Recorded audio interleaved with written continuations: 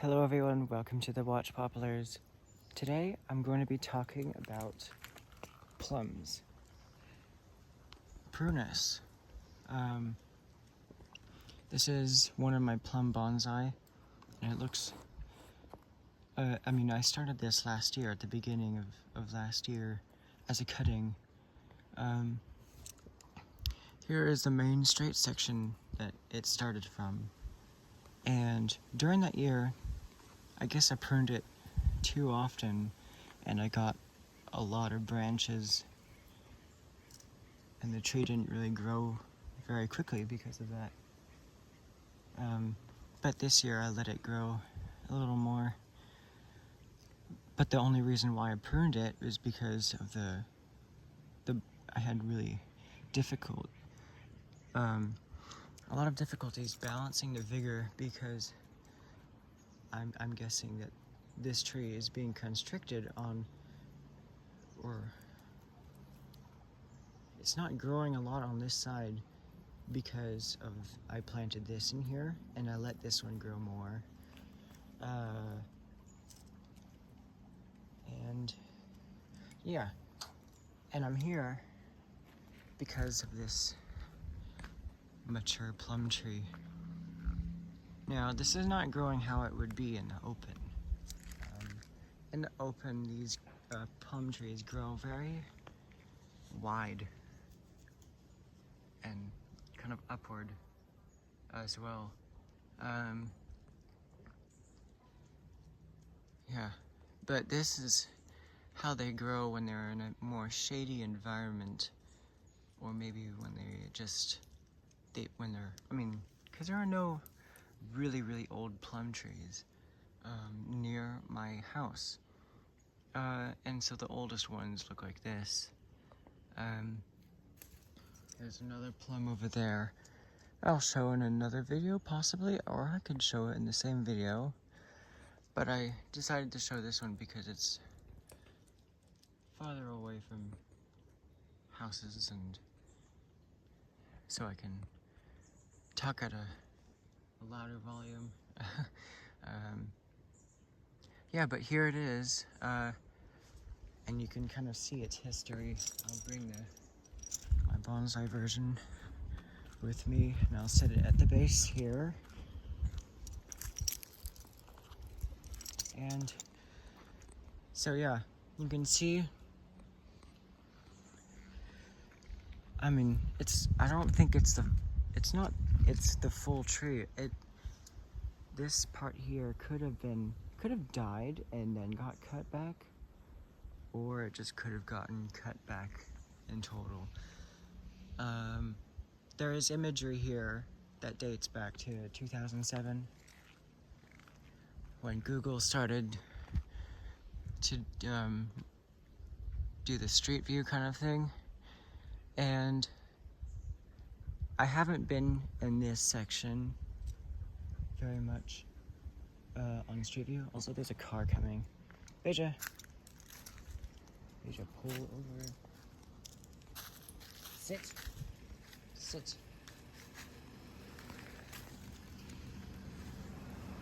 So we'll let it pass.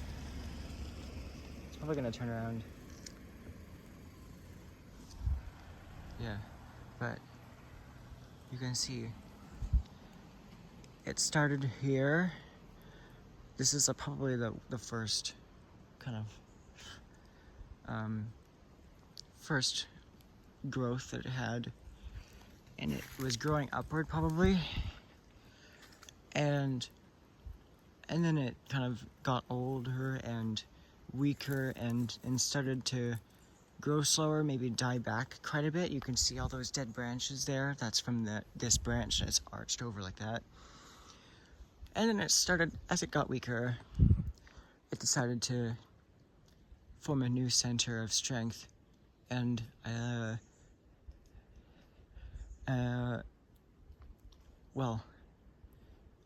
so this main trunk here was probably something like this when this arching branch was more upward. And then as that got older and weaker, this the little shoot took over and grew like that. And a new center of vigor was created in the tree. And right now, this is the most strong part of the tree. You could see the extensions on there. Actually, I think that's part of this branch. But like, it's still pretty strong. Like at the end here, there's some like little extensions at the end of this branch. And in this branch, it's as it gets older, it gets more weight and it gets bent down. And then the process repeats. A lot of long extensions are on this side of the tree, trying to fill in this empty spot that's also facing south-ish. So one of these branches that's going like that is going to become the new center of strength in the tree. And if that doesn't get cut back away from the road, it's going to arch over like that. And probably touch the road because it's growing slightly downhill of the road.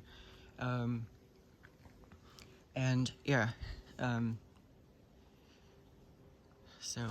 so this part of the tree has been growing like a foot per year, and it grows, the extensions get shorter every year because there's more branches.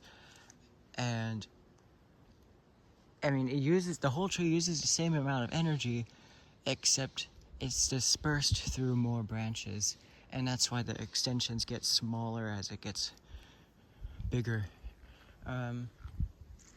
So yeah, very interesting. Because this is in the shade most of its life. It doesn't get good fall colors. It's kind of spotty, and it's also very late because of the frost protection.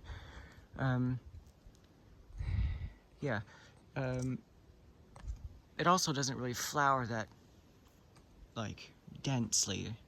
I think also because it's in the shade.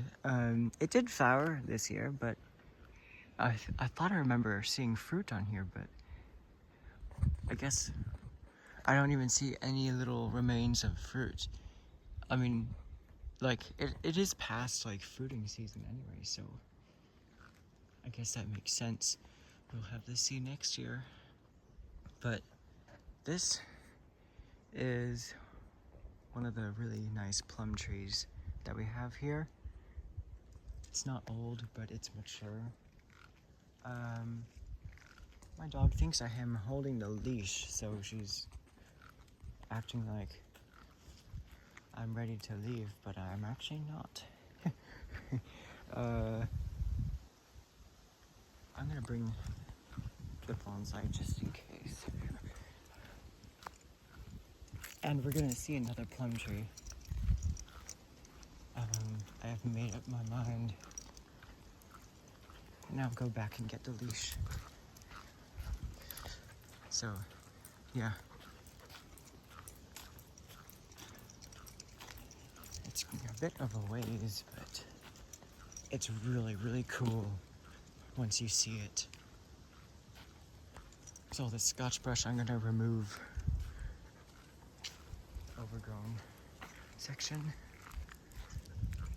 I'm glad I'm not having any focusing issues. Autofocus. So yeah.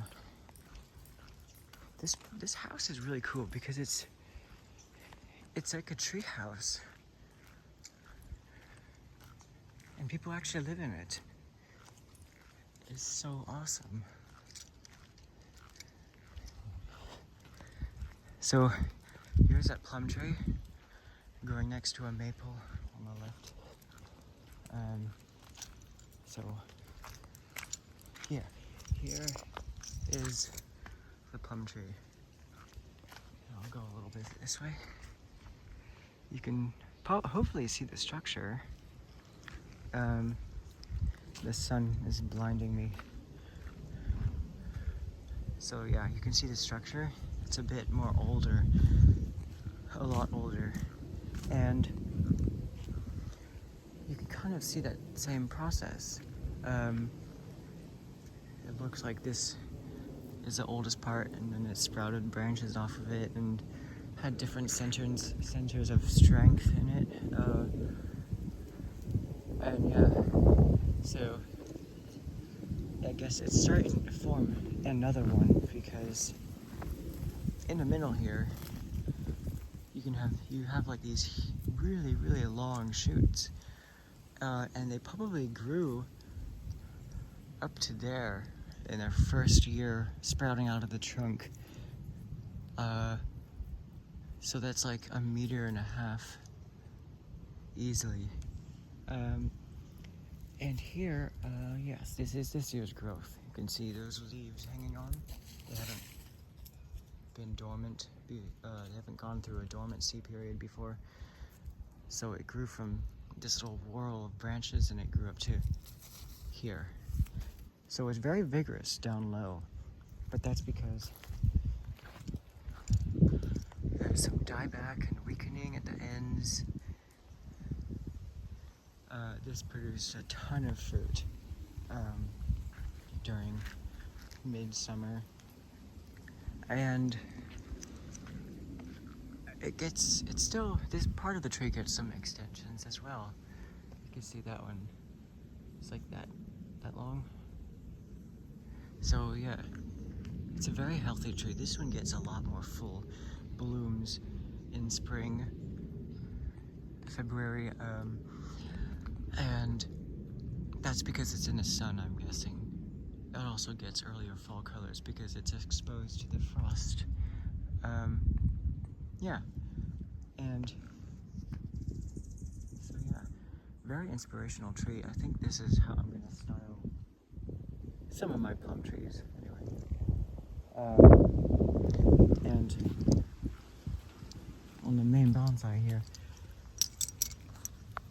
I tried growing a new branch from the base of the tree here, but it didn't make it because this tree's really sorting itself out. You can see this branch here is still very thick, and I'm trying to make it thinner. Now I'm having autofocus issues. But yeah. So you can see this branch is way too thick. I might have to completely remove it. Which won't be a really, I think it's not a bad idea. I might do that in early spring next year. Definitely removing this one. And there's so many bugs out as well. So yeah, I think there's nothing much for me to say, because those are two inspirational trees. So yeah, that's all for today. This is the Watch Poplars, and I'll see you in the next video.